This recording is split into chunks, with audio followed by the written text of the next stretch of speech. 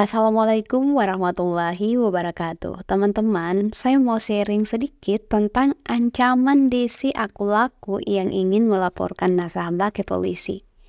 Jadi baru-baru ini ada sebuah keluhan dari seorang nasabah Aku Laku di surat pembaca media konsumen yang mengatakan kalau dia diancam dilaporkan ke polisi jika belum melunasi tagihannya.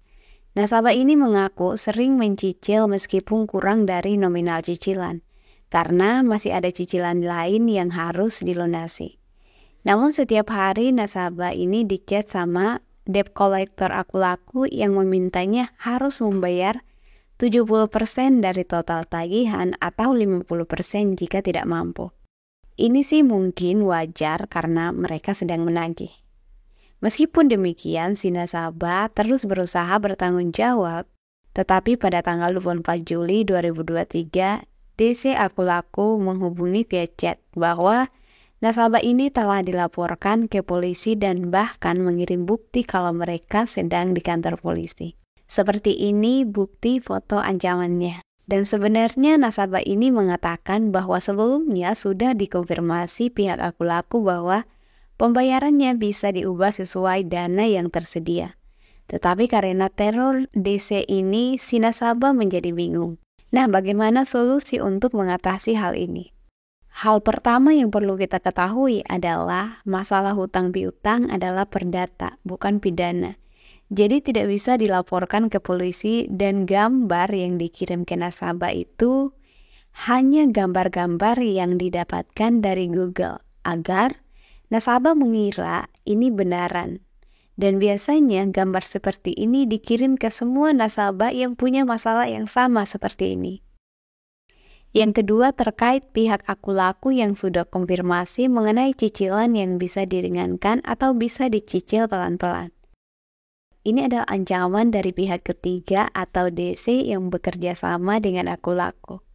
Biasanya pinjol OJK legal harus punya DC yang memenuhi peraturan penagihan. Tetapi masih ada DC yang tidak taat aturan, contohnya yang seperti ini nih. Dan ancaman seperti ini dilakukan DC agar nasabah cepat membayarnya.